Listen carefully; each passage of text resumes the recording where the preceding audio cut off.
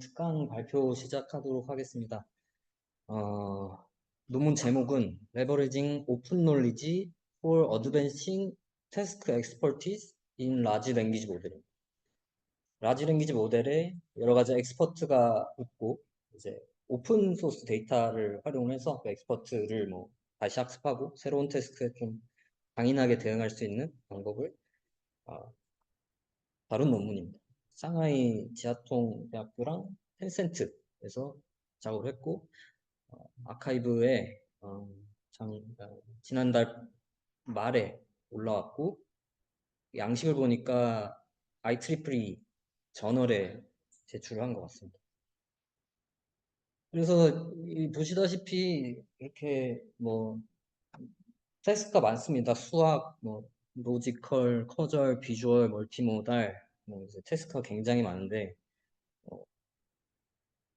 LLM이든 뭐 VLM이든 태스크가 계속해서 생겨나겠죠. 새로운 태스크가 생겨날 테고 그 태스크에 이제 지금 갖고 있는 지식을 가지고 그 태스크를 또 배우고 혹은 모르는 태스크가 왔을 때도 좀 강인하게 대처를 할 수 있는 방법이 필요합니다. 그런데 이제 뭐 LLM이 굉장히 크기 때문에 태스크가 새로운 태스크가 항상 올 때마다 전체 모델을 학습하는 거는 굉장히 비효율적이고요. 이 파라미터 이피션트 파인 튜닝을 매번 새로운 태스크에 대해서 하는 것도 뭐 쉽지 않습니다. 그리고 만약에 새로운 태스크에 대해서 그냥 샘플이 적으면 또 오버핏이 될 수 있기 때문에 그것도 이제 굉장히 힘든 어프로치가 되겠습니다. 그래서 이 저자들이 하고자 하는 거는 엑스퍼트를 여러 개를 좀 활용을 하자. 전구가 엑스퍼트라고 생각하시면 어떤 엑스퍼트는 수학 전문, 어떤 엑스퍼트는 뭐 영어, 언어 전문, 어떤 엑스퍼트는 뭐 코딩 전문 이렇게 엑스퍼트를 각각 두고 어떤 이 새로운 태스크가 왔을 때 그 갖고 있는 엑스퍼트들의 지식을 가지고 태스크에 대응을 한다든지 아니면은 뭐 새로운 태스크에 대응할 수 있도록 갖고 있는 엑스퍼트들을 학습을 한다든지 아니면 또 새로운 엑스퍼트를 또 만들 수도 있겠죠. 그래서 맨 처음에 말씀드린 것처럼 이 문제는 뭐 이 논문에서만 다루는 문제가 아니라 굉장히 이제 널리 알려진 문제인데 LLM이 학습하기에 굉장히 큽니다. 그래서 로라 이 조그마한 파라미터만 학습을 해서 프리트레인드 웨이스 그대로 둔 채로 어떤 태스크에 적응 학습을 한다. 그게 어떤 어, 이제 비효율적인 학습에 대한 솔루션이 되겠고요. 그리고 앞서서 이제 엑스퍼트를 말씀드렸는데 이 엑스퍼트들을 어떤 엑스퍼트들 굉장히 많은 엑스퍼트들을 갖고 있을 때 어떤 엑스퍼트를 골라서 새로운 태스크에 대응을 하고 또 어떻게 하면 또 further 학습을 할 수 있을까가 이 페이퍼의 컨트리뷰션입니다. 그래서 뭐 비전을 다루진 않고요. 퀘스천 앤 앤서링이 태스크고 베이스라인 LLM이 라마하고 미스트랄입니다. 그리고 데이터셋이 38개 다양한 이제 분야를 다룹니다. 뮤셈의 형식으로 뭐 아래 보시는 것처럼 뭐 조지가 손을 비비는데 가장 따뜻하게 빨리 만들 수 있는 방법은 하면 A, B, C, D 뭐 해서 뭐 드라이 팜일 때 가장 따뜻해지겠죠. 그런 식으로 객관식이 대부분이고 뭐 수학 문제도 있고 코딩 문제도 있고 커먼 센스 리즈닝 문제를 요 38개의 데이터셋이 아우릅니다.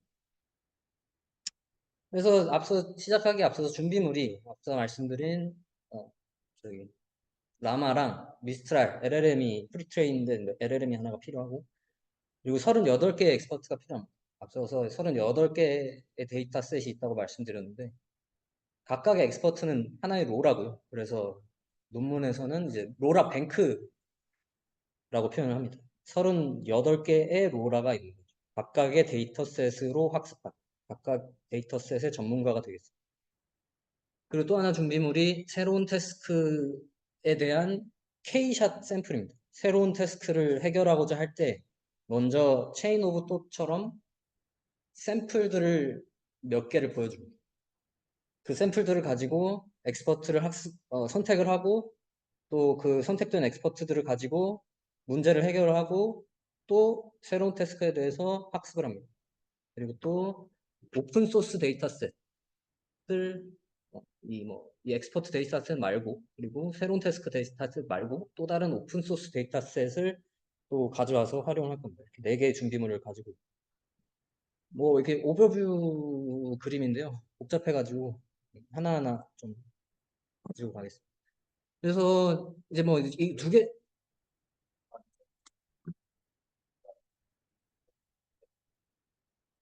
데이터셋을 38개를 활용하고요. 각각의 데이터셋은 그 컨셉이 있습니다. 어떤 데이터셋은 수학적인 지식을 다루고, 어떤 데이터셋은 뭐 상식 정보를 다루고, 어떤 데이터셋은 뭐 코딩을 하고, 어떤 데이터셋은 객관식 시험 문제를 맞추는 그런 어떤 예, 중복 없이 어, 각각의 데이터셋으로만 각각의 로라를 학습을 합니다. 그러면 이제 38개의 로라가 학습이 되게 되고, 그 38개의 로라 세트를 로라 뱅크라고 논문에서 표현을 하였습니다. 그래서 이 첫 번째 단계는 이 라마하고 미스트랄 둘 다 사용한다고 생각하는 건 아니고요. 이 아래 거는 안 보셔도 되고 뭐 엑스포트가 요게 이제 요거 하나가 이제 38개라고 보시면 되겠습니다. 어떤 거는 이제 언어, 어떤 건 또 어떤 거 뭐 각각의 다른 데이터셋에서 학습된 엑스퍼트들이 이렇게 표시는 게 각각 엑스퍼트고 로라 하나의 로라를 뜻하고 그랬을 때 뉴 태스크가 들어옵니다. 이 5가지 모두 뉴 태스크인데 예를 들어서 요 GSM8K라는 태스크에 대해서 K샷의 데이터를 가져옵니다. 데이터 샘플을 가져옵니다. 태스크가 퀘스천 앤 앤서링이니까 아래와 같은 형식을 가지고 퀘스천이 있고 그리고 그것에 대한 답 예시 객관식 리스트가 있고 그리고 학습을 할 때는 이제 맞는 앤서를 내놓도록 학습을 하겠죠. 그래서 이런 예시들을 새로운 태스크에 대한 예시들을 K개를 먼저 보여줍니다. 요 LLM에다가. 그러고 나서 저희는 이제 해야 될 것이 38개의 엑스퍼트 중에서 속가내야 됩니다. 이 태스크에 해결할 능력을 갖고 있는 엑스퍼트들이 무엇인지를 38개에서 M개를 속가내야 됩니다. 그 과정에서 3가지의 매트릭을 쓰는데 첫 번째가 perplexity, 두 번째가 performance, 세 번째가 diversity. 그래서 그거를 좀 설명을 드리겠습니다. perplexity는 이 LLM이 답변을 내놓을 때 얼마나 그 일관성 있게 내놓느냐. 예를 들어서 어떤 질문에 대해서 LLM이 굉장히 다양한 답변을 내놓는다면 perplexity가 높고 그 LLM의 perplexity는 신뢰도가 떨어집니다. 왜냐하면 질문에 대한 어떤 답변 주변에서 일관성 있게 답을 해야 되는데 자꾸만 다른 답변이 나오고 좀 여러 가지 답변 중에서 헤맨다는 거는 그 LLM 답변에 대한 신뢰도 문제로 이어질 수 있기 때문에 퍼플렉시티를 다루고 두 번째는 말 그대로 객관식 문제에 대한 정답률이고요. 그리고 다이버시티는 저희가 엑스퍼트를 몇 개를 고를 건데 그 엑스퍼트들이 한 가지의 어떤 카테고리의 지식에 몰리지 않고 얼마나 다양한 카테고리의 지식들을 가져와서 썼는지 그러니까 새로운 태스크에 관련된 집중적으로 관련된 태스크 카테고리만 활용하는 게 아니라 다른 지식들까지 끌어와서 어, 해당 새 태스크를 해결하기 위해서 활용을 했는가가 다이버시티가 되겠습니다. 그래서 퍼플렉시티 같은 경우는 뭐 식으로 이렇게 표현이 되는데요. 이제 LLM이 아웃풋을 내놓을 때 하나 내놓고 또 리커런트하게 들어가서 두 번째 내놓고 또 들어가서 세 번째 내놓고 그런 식으로 하지 않습니까? 그 한 과정마다 내놓는 토큰에 대한 그 probability를 전부 다 곱한 값이 perplexity를 계산하는 데 활용이 됩니다. 예를 들어서 이 모델 A는 I love pizza라는 문장에 대해서 첫 번째 I에 대해서는 0.5, 그 다음에 0.4, 0.6으로 내놓았는데 모델 B는 똑같은 I love pizza라는 아웃풋을 내놓을 때 0.8, 0.6, 0.7 전부 다 모델 A보다 높은 certainty를 가지고 아웃풋을 냈습니다. 이런 경우에는 모델 B가 더 좋은 모델이고 perplexity 측면에서 로우 퍼플렉시티 여기 이제 보시면은 지수에다가 음수를 곱하기 때문에 이 곱한 값이 높아질수록 퍼플렉시티 값은 낮아지고 그런 퍼플렉시티 값이 낮을수록 조금 더 썰튼한 좀 일관성 있는 대답을 내놓는 매트릭이 되겠습니다. 그 퍼플렉시티 매트릭이 하나가 있고 두 번째는 간단하게 뭐 이런 식으로 계속해서 보여드리는데 객관식 질문에 대한 그 정답률 이제 원 펑션 이제 프리딕션하고 그라운드 트루스가 맞으면은 이제 액큐러시가 높아지는 간단한 퍼포먼스 매트릭이겠습니다. 뭐 수학 저기 퀘스천 같은 경우는 정답을 딱 맞췄을 때, 뭐 1도 안 되고 2도 안 되고 3도 안 되고 5라는 답을 정확하게 냈을 때만 액큐러시를 카운팅하는 방식으로 퍼포먼스 매저를 합니다. 그 다음이 이제 다이버시티 측정입니다. 다이버시티는 이 38개의 엑스퍼트가 마지막에 내놓는 레프레젠테이션을 전부 나열을 해놓고 그 레프레젠테이션 간의 시밀러리티를 측정을 합니다. 그래서 어떤 예를 들어서 5개의 엑스퍼트를 선택을 했다면 그 5개의 엑스퍼트가 최대한 시밀러리티가 멀도록 가까운 시밀러리티를 냈다는 것은 비슷한 카테고리에서 학습한 엑스퍼트를 활용했다고 해석을 하고 우리는 최대한 전 방위에 있는 어떤 다양한 지식들을 활용하기를 바라기 때문에 코사인 시밀러리티를 측정을 하고 더했을 때 그 선택된 엑스퍼트들의 다이버시티를 측정을 할 수가 있습니다. 거기서 생기는 문제는 예를 들어서 38개 엑스퍼트 중에 2개 엑스퍼트를 고르면 이제 700 케이스가 나오고 38개 엑스퍼트 중에 3개 엑스퍼트를 고른다 하면은 8,500개 가까이 되는 경우의 수가 생깁니다. 그러면은 이 코사인 시밀러리티를 계속해서 구하고 더하고 하는 과정들이 굉장히 많아지기 때문에 여기서 이 방법은 조금 다른 방법을 사용합니다. 자, 이렇게 모델을 셀렉션하는 스텝을 다시 한번 설명을 드릴 텐데요. 이렇게 38개의 엑스퍼트가 있습니다. 여기서 저희는 어떠한 뉴 태스크에 대한 K개의 이그젬플에 대해서 38개의 아웃풋을 얻을 수 있습니다. 센텐스 아웃풋도 얻을 수 있고 그에 해당하는 레프레젠테이션도 얻을 수 있습니다. 요걸 얻은 상태에서 그 38개의 아웃풋에 대해서 퍼플렉시티와 퍼포먼스를 측정을 합니다. 예를 들어서 위 같은 경우는 첫 번째 엑스퍼트는 정답을 맞췄고 두 번째 엑스퍼트는 정답을 맞추지 못했죠. 이러면은 첫 번째 엑스퍼트가 조금 더 높은 퍼포먼스를 보인다고 볼 수가 있겠고 이 아래 경우는 이 퍼플렉시티를 측정을 합니다. 예를 들어서 첫 번째 모델이 높은 퍼플렉시티를 보였고 두 번째 모델은 낮은 퍼플렉시티를 보였을 때 이 38개에 대한 이 퍼플렉시티와 퍼포먼스를 랭킹으로 쭉 나누게 됩니다. 1등부터 38등까지.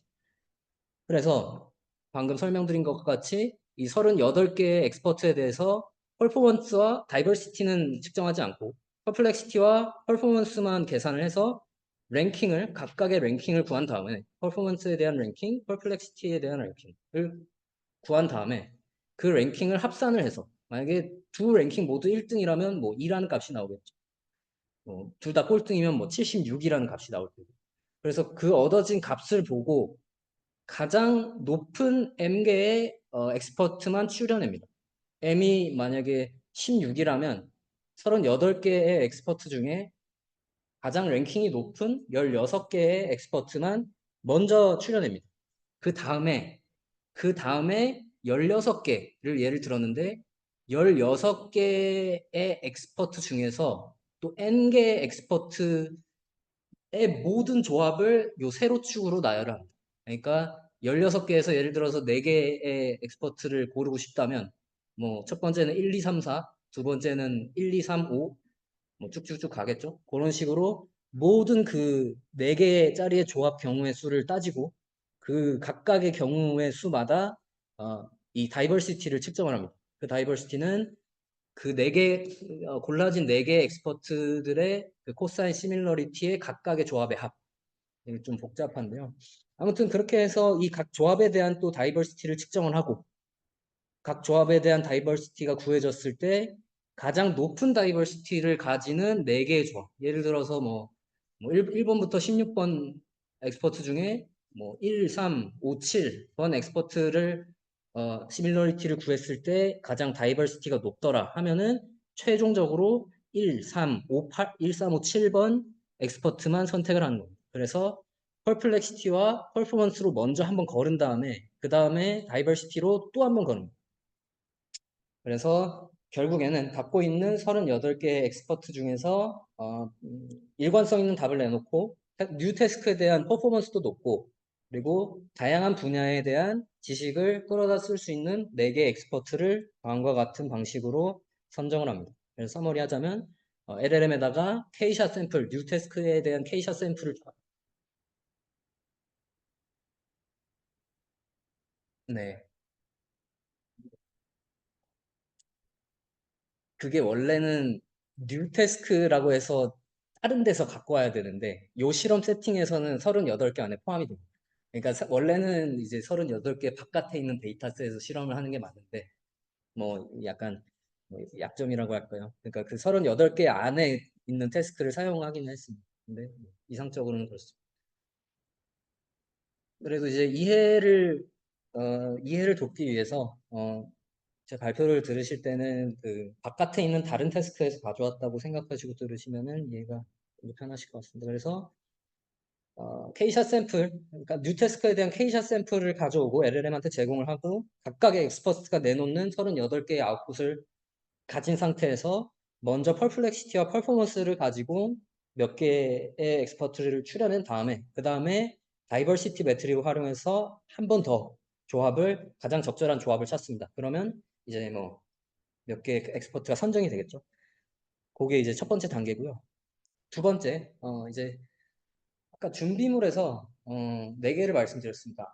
LLM을 활용을 했고 그리고 38개 데이터셋으로 학습한 각각의 엑스퍼트도 활용을 했고 그리고 뉴스태스크에 대한 K개의 샘플도 활용을 했습니다. 이제 여기서 안 쓴 거는 오픈소스 데이터셋을 사용을 하지 않았습니다. 이 다음 단계에서 오픈소스 데이터셋을 활용하겠습니다. 그래서 여기까지 왔습니다. 여태 해서 뭐 엑스퍼트를 추려내고 해서 뭐 예를 들어서 4개의 엑스퍼트가 최종적으로 선택이 되면 그 4개의 엑스퍼트를 가지고 이 모델을 이니셜라이제이션을 합니다. 4개의 로라가 붙겠죠? 이니셜라이제이션이 된 상태에서 요 뉴 태스크의 K샷 데이터를 가지고 오픈소스 데이터셋에서 그 K개의 데이터와 유사한 데이터셋들을 추출을 해옵니다. 그러니까 이 태스크를 위해서는 뉴 태스크에 대해서는 K개의 샘플밖에 주어지지 않았지만 우리는 이 K개의 샘플과 유사한 어떤 퀘스천 앤 앤서 형태를 가진 비슷한 어떤 데이터셋 바깥에 비슷한 형식을 가진 어떤 텍스트를 갖고 와서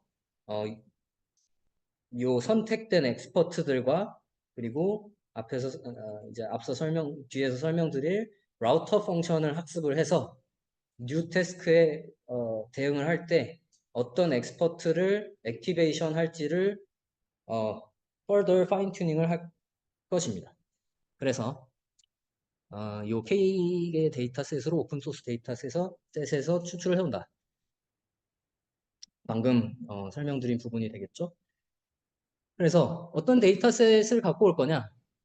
가장 유사하면서도 그 안에서 겹치지 않게 가장 유사한 포맷을 가진 데이터셋을 가져올 거지만 그 우리가 추출한 데이터셋 안에서 어느 한쪽에 몰리지 않고 좀 다양한 형태의 어떤 오픈소스 데이터를 가져올 것이다가 목표가 되겠습니다. 그러니까 아래처럼 K샷 데이터가 주어지면 이 오픈소스 데이터셋도 어떤 LLM에서 인베딩을 추출을 할 수 있겠죠. 오픈소스 데이터셋에서 추출한 인베딩이 막 이렇게 있을 거고 그리고 K샷 데이터를 LLM에 태워서 인베딩을 구하면 어느 어떤 로케이션에 그 K샷에 대한 인베딩이 찍히겠죠.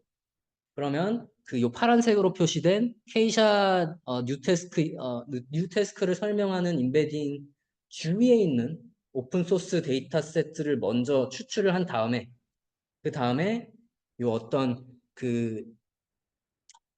어떤 임베딩 포인트의 특정 라디우스 안에 있는 어, 다른 샘플들은 제거하는 어떤 알고리즘을 통해서 아래에 레퍼런스로 달아놨는데 쌤 대도 시멘틱 디듀플리케이션이라고 이 중복되는 어떤 임베딩들을 제거하는 어떤 알고리즘을 활용을 해서 최대한 효율적으로 이제 여러 번 비슷한 그 데이터셋을 학습을 하지 않고 최대한 넓고 다양한 어떤 임베딩을 가진 오픈소스 데이터셋을 가져와서 그 선택된 엑스퍼트와 라우터를 학습을 하기를 바랍니다.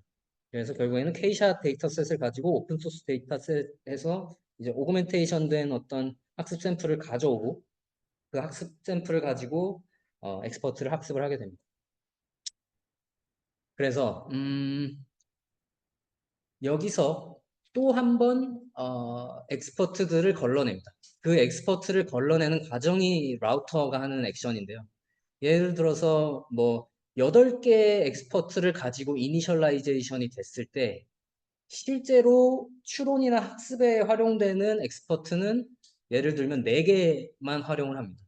예를 들어서 임베딩이 들어와서 라우터가 각각의 엑스퍼트에 대해서 어떤 웨이트 값을 내뱉었을 때 어, 탑 4개의 엑스퍼트 결과 값들만 액티베이션을 시키고 나머지 하위 4개의 엑스퍼트 값들에 대해서는 명 처리를 해줘서 아예 이제 추론과 학습에 관여를 하지 않도록 하는 라우터를 학습을 하게 됩니다. 그래서 매 학습마다 우리는 엑스퍼트를 다시 한번 학습을 하고 그리고 라우터를 학습을 함으로써 뉴 태스크를 해결을 할 때 라우터가 좀 플렉서블하게 엑스퍼트를 선정을 할 수 있도록 학습하게 됩니다. 그렇게 해서 요 오픈 소스 데이터셋에서 가져온 데이터셋과 K샷 샘플을 모두 활용을 해서 뉴 태스크에 대한 적응 학습을 하게 됩니다. 네, 그래서 이제 그렇게 이 메소드가 전반적으로 설명이 됐습니다. 네, 지금 질문을 받아도 되지만 일단 발표를 진행을 하고 마지막에 질문을 받도록 하겠습니다. 그래서 이제 바로 실험 결과로 넘어갈 텐데요. 어, 이게 맨 아래가 이제 가장 최고의 결과라고 보시면 되겠고, 요거는 이제 비슷한 그 익스페리멘탈 셋업을 가진 K개의 뉴태스크를 샘플을 줬을 때 어떤 LLM들이 어떻게 동작하는지에 대한 이제 비교군이 아래 있고 위에는 이 저자가 제안한 논문의 세팅 안에서 본인들이 이제 어떤 어, 세팅을 바꿔가면서 어블레이션 스터디를 한 건데 베이스 모델 같은 경우는 아예 엑스퍼트가 활용되지 않은 퓨어 LLM을 활용해서 각각의 뉴 태스크들을 해결했을 때 성능치고요. 랜덤 같은 경우는 N개 엑스퍼트를 랜덤하게 선택을 하고 그 N개 엑스퍼트를 K샷 데이터만 가지고 파인 튜닝을 합니다. 그리고 랜덤 이 대거가 있는 것 같은 경우는 K개 샘플 플러스 이 오픈소스 데이터셋까지 모두 활용해서 파인 튜닝한 결과가 되겠고요. 엑스퍼트 로라 같은 경우는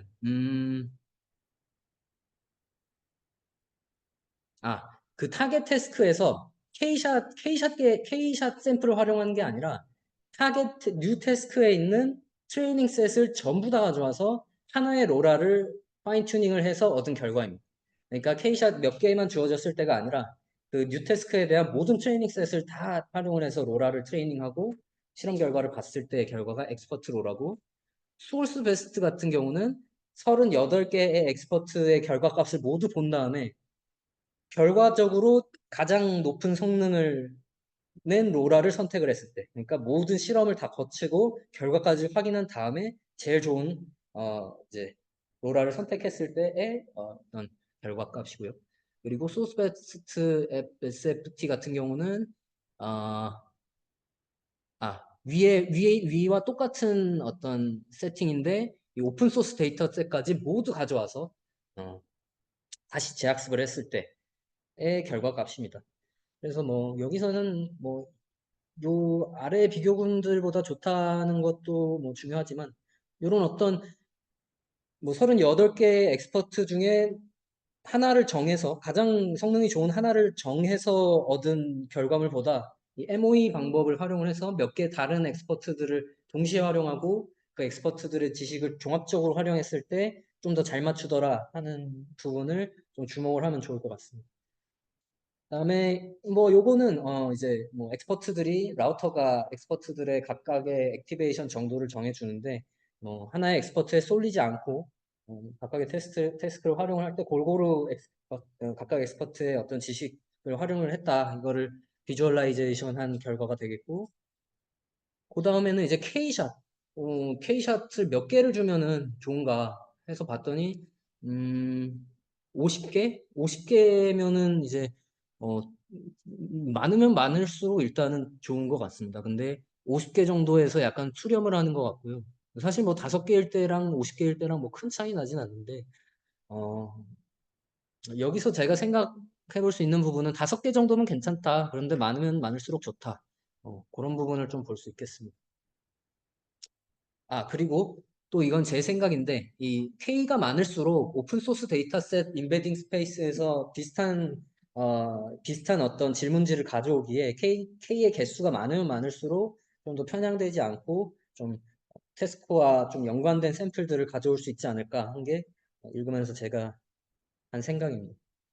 그리고 이 부분은 이제 오픈 소스 데이터, 그러니까 요 K샷 부분에서는 1개에서 50개까지밖에 안 가져오는데 제 생각에 요 메소드의 어떤 파워는 요 오픈 소스 데이터에서 나오는 것 같은데요. 그 이유가 뭐냐면 어, 1000개, K는 1개에서 50개 정도밖에 안 되는데, 이 오픈 소스 데이터에서 1000개 내지 뭐 5000개, 10,000개까지 어떤 퀘스천 앤서링 샘플을 가져와서 학습을 합니다. 그러니까 K샷이 아무리 적더라도 뭐 다른 데서 그것과 그 K샷과 비슷한 어떤 샘플들을 가져와서 학습을 하기 때문에 이 방법의 성능이 올라가는 데는 오픈 소스 데이터셋의 어떤 굉장히 넓은 정보를 활용하는 것이 크게 작용하지 않았나 생각을 하고 있고 그리고 요거는 뭐 이제 K샷이 이런 식으로 이제 어, 이렇게 분포가 되어 인베딩 스페이스 안에서 분포가 되었을 때 이게 이 파란색으로 보이는 부분이 오픈 소스 데이터 전체 인베딩이라고 하면 이 K샷과 좀 관련된 어떤 오픈 소스 데이터셋을 특정할 수 있었다. 사실 뭐 보면은 이것보다 훨씬 더 넓은 원을 가지도록 이 오그멘테이션을 할 수는 있는데 보시다시피 저자들이 이렇게 50개, 100개, 500개 이렇게 상한선을 둡니다. 가져올 수 있는 오픈 소스에서 가져올 수 있는 샘플 개수의 상한을 두기 때문에 최대한 어떤 이 어떤 센터와 가까운 어떤 데이터 셋들을 리트리버를 할 수 있었다가 볼 수 있는 점인 것 같습니다. 그리고 네. 그리고 이 부분에서 보실 거는 이게 에러 레이시라서 낮을수록 좋은 건데요. 보시면은 엑스퍼트 3이 결과를 냈을 때 MOE를 적용했을 때보다 성능이 안 좋습니다. 그러니까 뭐 뉴태스크에 대해서 엑스퍼트 3번이 가장 잘 대응을 할 수 있을지는 몰라도 이 각각의 엑스퍼트의 어떤 지식을 합쳤을 때 더 좋은 성능을 냈다가 되겠습니다. 그리고 이제 N개의 엑스퍼트를 고르고 그 안에서 K개의 엑스퍼트를 액티베이션을 시키는데요. N개의 엑스퍼트를 몇 개의 엑스퍼트를 썼을 때 가장 좋았냐 하니까 4개의 엑스퍼트가 가장 적당하더라. 그리고 4개의 엑스퍼트든 뭐 6개 엑스퍼트, 요 아래에 있는 실험은 4개의 엑스퍼트일 때 실험을 했고 4개 엑스퍼트 중에 4개 전부 다 액티베이션 했을 때 두 번째는 뭐 4개 엑스퍼트 중에 딱 3개만 활용하고 나머지 하나의 엑스퍼트는 버렸을 때에 대해서 실험을 했는데 네. 뭐 4개일 때도 좋았고 미스트랄 같은 경우는 3개일 때 좋았다. 뭐 그 정도로 어블레이션 스터디를 보여주고 있습니다. 예, 제가 준비한 발표는 여기까지고요. 질문 있으면 받겠습니다. 발표 마치겠습니다.